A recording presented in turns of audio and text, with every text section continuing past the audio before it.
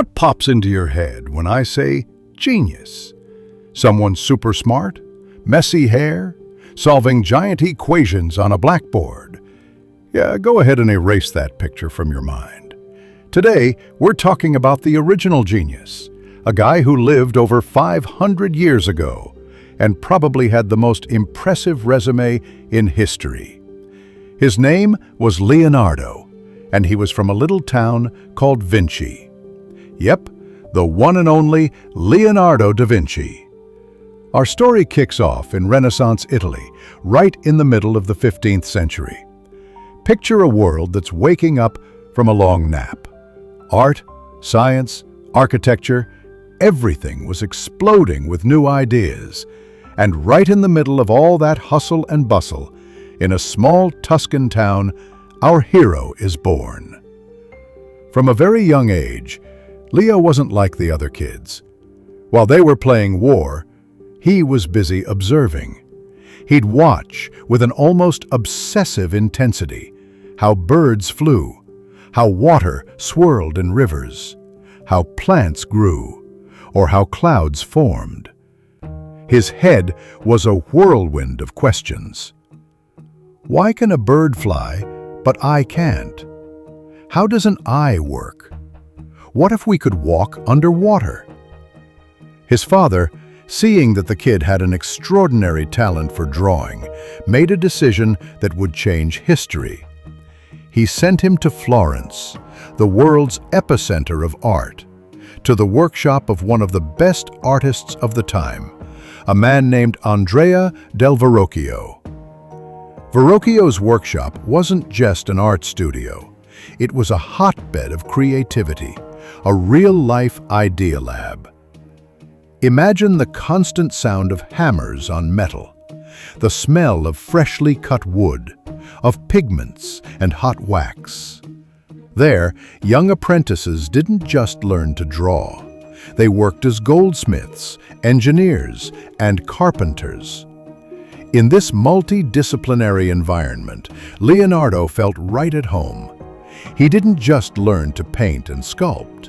For him, everything was a chance to learn.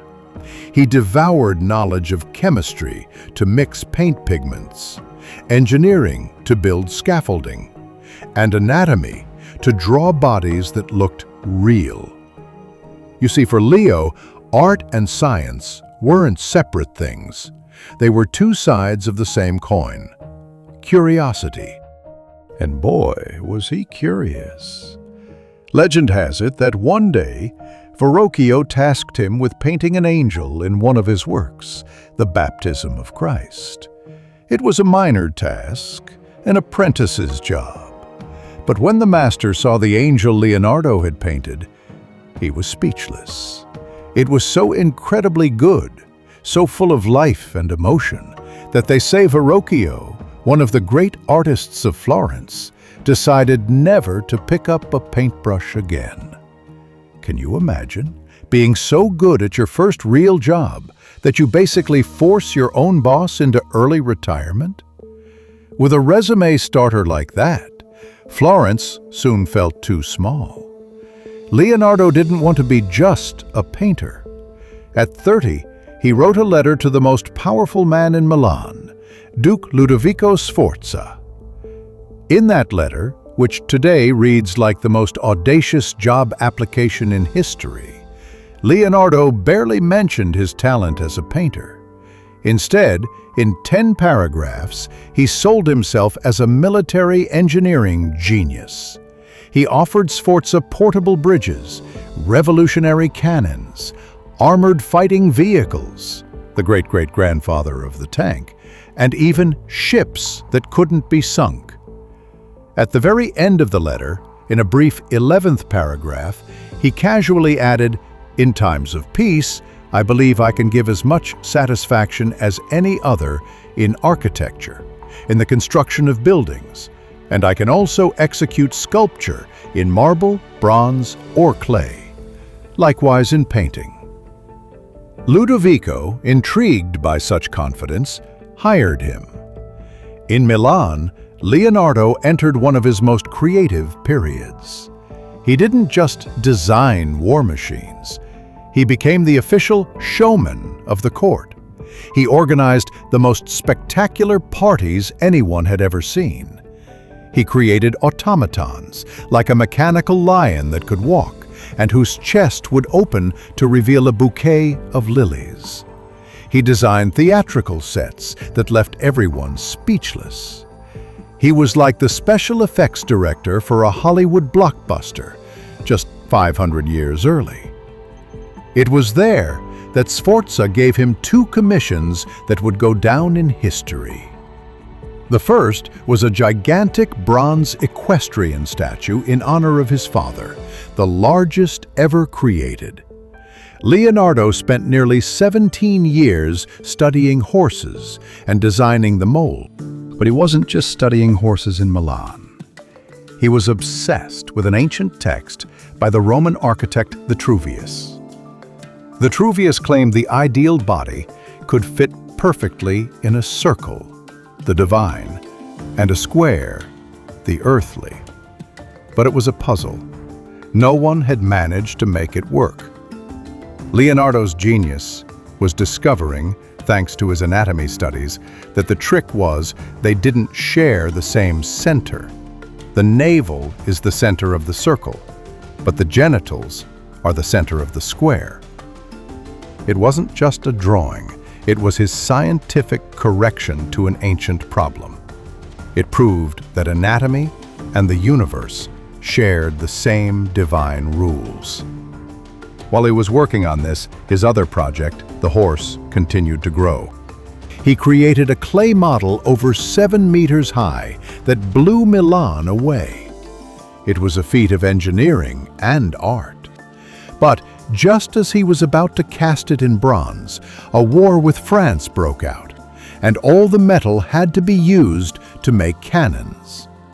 The giant horse was never realized, and when French soldiers invaded Milan, they used the colossal clay model for target practice. A dream of almost 2 decades destroyed by war. But his second commission he did finish, and it changed art forever. On the wall of a humble monastery's dining hall, he painted the Last Supper.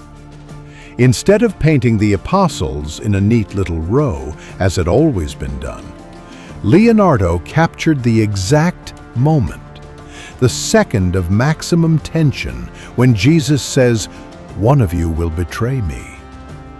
The result is an explosion of emotion. Each apostle reacts differently: shock, fear, anger, confusion.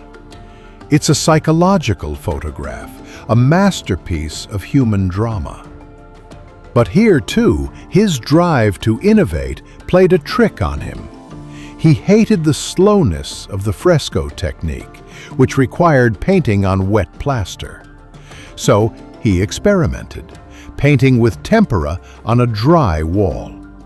The result was brilliant at first, but tragically fragile. Just a few years after he finished it, the paint was already beginning to flake away, a problem that has plagued the masterpiece for centuries.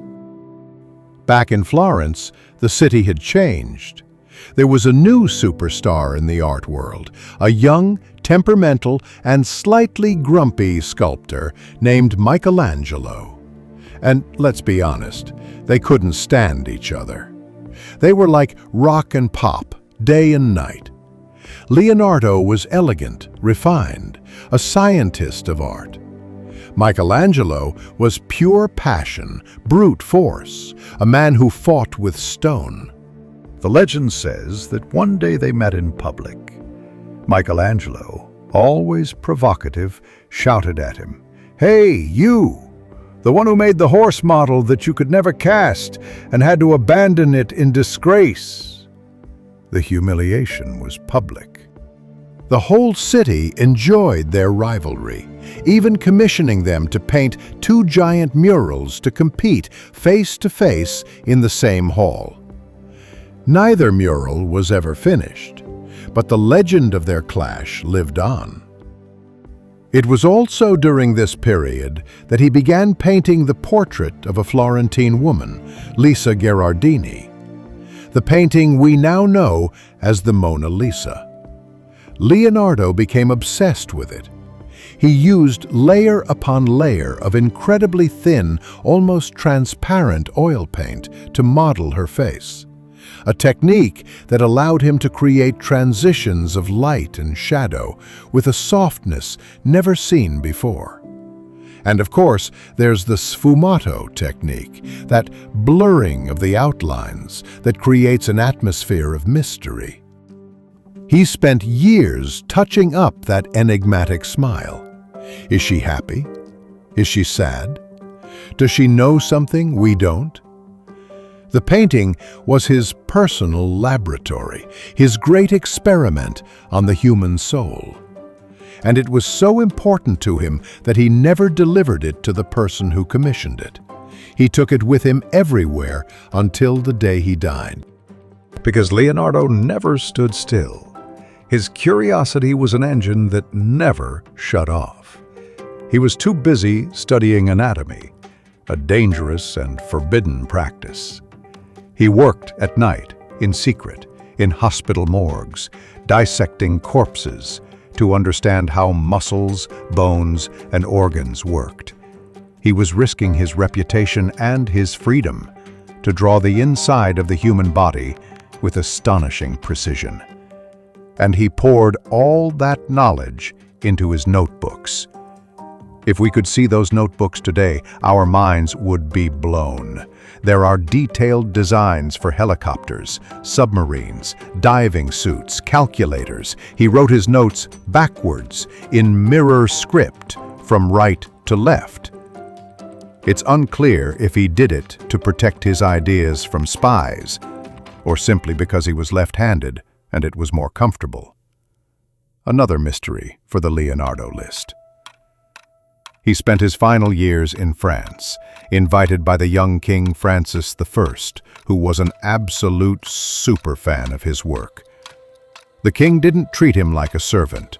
To him, Leonardo was a philosopher, a wise man, the greatest man of his time. He gave him a beautiful chateau in the Loire Valley and complete freedom to do whatever he wanted. He didn't ask for paintings, he asked for conversation. They would spend hours and hours talking about art, science, and philosophy. The king was mesmerized by the old man's mind. Legend, likely embellished over time, says that Leonardo died in the arms of King Francis I himself. He left us a handful of mind-blowing works of art and over 7,000 pages of notebooks filled with ideas centuries ahead of their time. But his greatest legacy wasn't a painting or an invention. It was a way of looking at the world with an insatiable curiosity, unafraid to ask the craziest questions, and convinced that everything, absolutely everything, the flight of a bird, the smile of a woman, the flow of a river, is connected. So the next time you see a plane streak across the sky, or you wonder how something works, remember that kid from Vinci, who, armed with only a notebook and infinite curiosity, taught us all how to see the magic hidden in the details.